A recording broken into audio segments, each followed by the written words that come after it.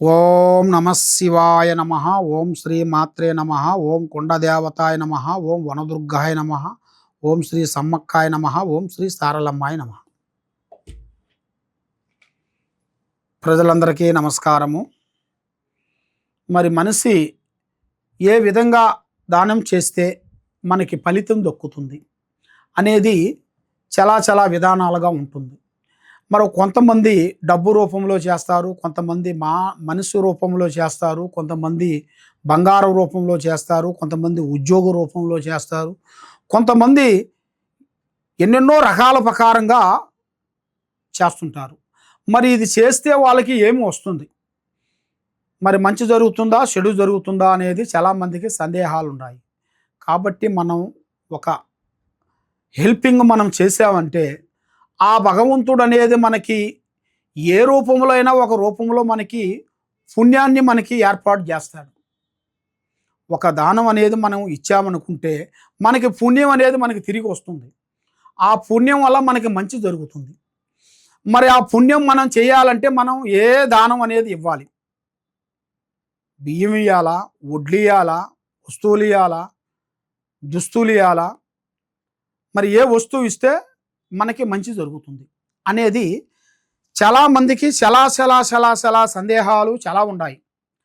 కాబట్టి ఒక మనిషి ఆపదలో ఉన్నాడు అనుకోండి, ఆ ఆపదలో ఉన్నప్పుడు మనం చేయాల్సిన సాకారం అనేది మనం చేయాలి. ఎందుకంటే అది మానవ జన్మ అనేది మనకి ఉన్నంత వరకే, లేనిది కాదు. లేని దాని గురించి మనం ఎక్కడో తెచ్చి మనం దానం చేస్తే అది మనకి కరెక్ట్ కాదు. మన దగ్గర ఉండదు, మన దగ్గర ఉండే మన స్థాయి కలిగింది. ఒక మనిషి బాధతో మన దగ్గరికి వచ్చాడు, ఆ బాధతో వచ్చి వాళ్ళ బాధను మనకు చెప్పుకున్నాడు. మరి ఇలా ఉంది, ఇలా బాధపడుతున్నాను, ఇలా కష్టపడుతున్నాను, ఇంట్లో అనేది భోజనానికి వెళ్ళకోకుండా చాలా ఘోరమైన పరిస్థితిలో ఉంది అనేది వచ్చి మనకు చెప్పుకుంటాడు. మనం చెప్పుకున్న మాత్రం ప్రకారంగా మనం హెల్ప్ చేసేది కాదు. అది నిజమా కాదా అనేది కూడా కొంచెం నిర్ధారణ చేసుకోవాలి.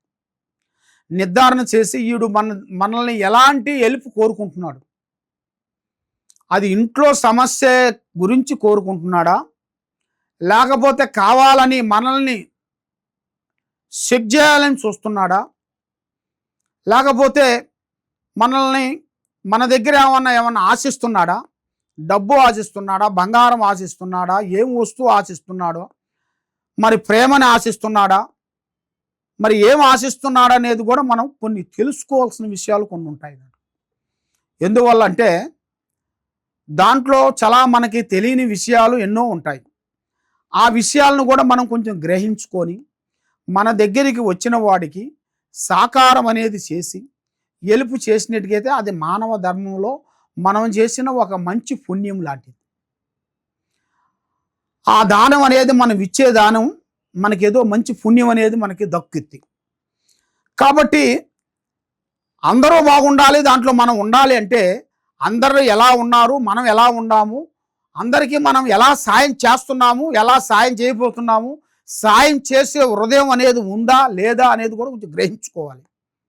అలా గ్రహించుకోకుండా మాట ఒక రకంగా చెప్పి చేతులు ఇంకొక రకంగా మారితే మనం చేసిన దానికి అర్థమే ఉండదు. ఎందువల్లంటే మీరు చేసిన ఎన్నో రోజుల నుంచి మీరు చేసిన మంచి పనులన్నీ చేసుకుంటూ వస్తారు, కానీ ఒక చెడు పని చేసిన దానివల్ల ఈ మంచి పనులన్నీ పోతాయి. ఎందువల్ల అంటే ఒక మంచి పని 10 విధానాలుగా నువ్వు చేసుకుంటూ వస్తున్నావు, ఒక చెడు పని చేసేవనుకోండి, ఒక మనిషిని ఇబ్బంది పెట్టి, ఒక మనిషిని కొట్టి, ఒక మనిషిని చంపి, ఒక మనిషిని లేనిపోయిన దాంట్లో ఇరికిస్తే అది పాపం అంటారు. కానీ ఆ పాపం మనిషికి ఏదో ఒక విధంగా అనేది మనిషికి వెంటాడుతుంటుంది. అది వెంటాడి ఒక రూపంలో నుంచి ఒక రూపంలో పోవాల్సింది ఇంకో రూపంలో పోతుంది.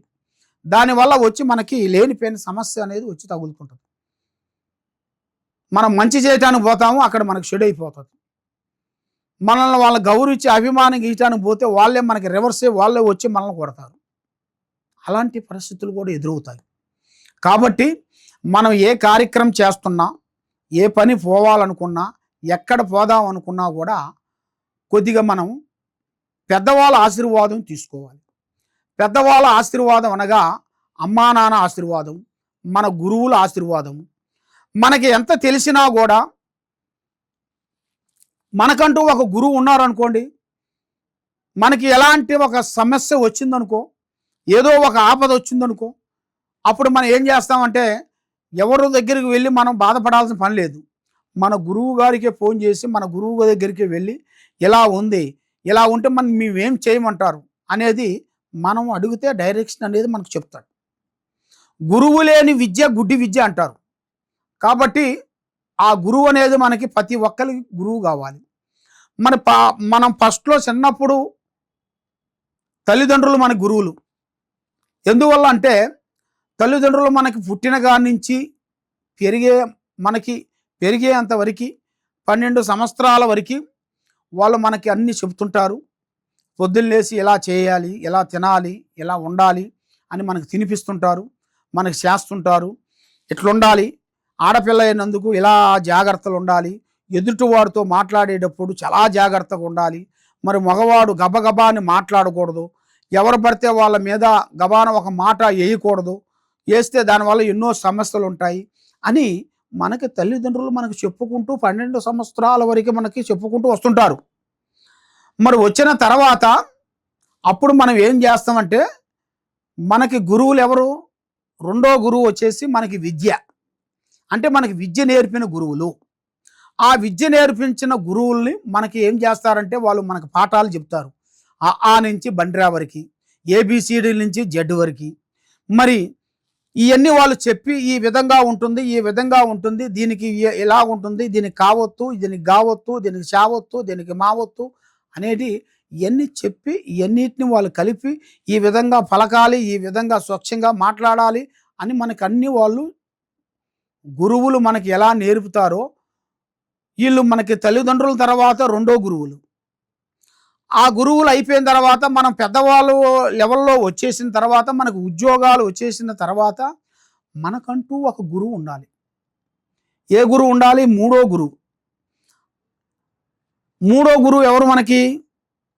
మనకి ఆది పునాది నుంచి వస్తున్న ఆది గురువులు అంటే మునేశ్వరులు. ఇంతకుముందు కాలంలో మునేశ్వరులు ఉండేవాళ్ళు. ఆ మునేశ్వరులు వాళ్ళు ఏది చెప్పినా కూడా మనం చేసేవాళ్ళం. ఇప్పుడు అలా కాదు కదా. ఇక మాకు ఒక గురువు గారు ఉన్నారు, ఆయన చెప్పినట్టుగా మేము చేస్తుంటాం అంటుంటారు.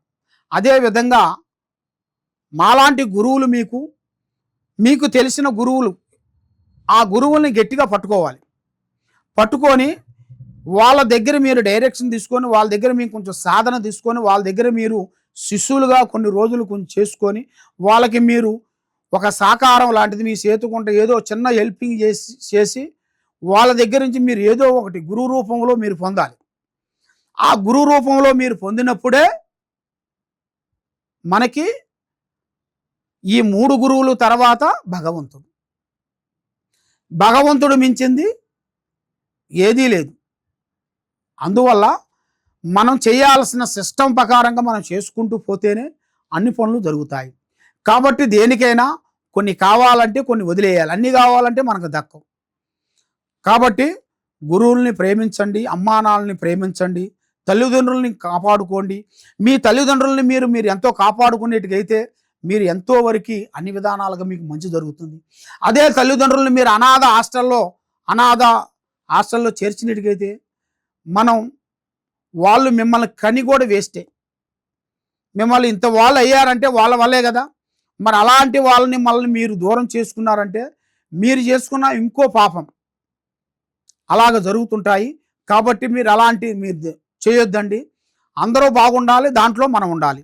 మీకు ఎలాంటి దోషాలు ఉన్నా, ఎలాంటి ఇబ్బందులు కలిగినా ఓం నమఃశివాయ నమః. ఇది శ్రీ సమ్మక్క సారలమ్మ మహాశక్తి పీఠంతో తయారు చేసిన అమ్మవారు పూజా బలాన్ని చేసి మేము ఈ వేరుని అమ్మవారు పూజా బలం చేసి మేము పీగుతుంటాం. ఈ వేరు సభకట్టు వేరు.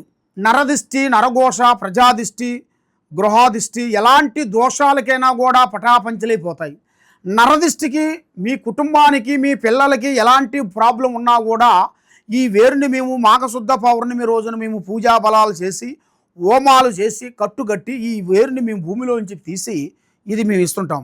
ఈ వేరుని మీరు తప్పకుండా మా దగ్గరికి మీరు సంప్రదించినట్టుకైతే ఈ వేరుని మీకు ఫ్రీగా ఇస్తుంటాం. మా దగ్గరికి వచ్చినట్టుకైతే మీకు ఇది మా అడ్రస్సు వచ్చి హైదరాబాదు దిల్సుఖ్ నగరు సాయిబాబా గుడి ఆపోజిట్ అనగా ఎదురుగా శ్రీ సమ్మక్క సారక్క మహాశక్తి పీఠం. గత 30 సంవత్సరాల నుంచి ప్రజలందరికీ ఎంతోమంది ప్రజలకి మేము సేవ చేసుకుంటూ వస్తున్నాం. మా దగ్గరకు వచ్చిన అందరూ బాగున్నారు. కాబట్టి మీరు కూడా బాగుండాలంటే మా దగ్గరికి వచ్చి ఈ వేరుని తీసి అమ్మవారు పసుపు కుంకుమలు మేము పూజ చేసినాయి. తర్వాత గురువుగారు మాకు పూజా బలం చేసిన యంత్రములు పూజలు చేసి ఇస్తుంటారు. ఇలాంటిది ఈ వస్తువుని మేము తప్పకుండా మీకు అందజేస్తాం. కాబట్టి మరి ఎక్కడో దూరం నుంచి ఉండవలసిన వాళ్ళు చాలామంది ఉన్నారు. మరి అంత దూరం నుంచి మేము రావలేము కదండి గురువుగారు అని అంటారు. వాళ్ళకి తప్పకుండా మాకు వాళ్ళ పేరు అడ్రస్సు మాకు పంపించినట్టుగైతే కొరియర్ ద్వారాగా వాళ్ళకి మేము పంపించగలుగుతాం. తప్పకుండా ఈ కింద ఉండాల్సిన నెంబర్కి సంప్రదించండి. సర్వో జనా సుఖినో భవంతు. ఓం నమః శివాయ నమః.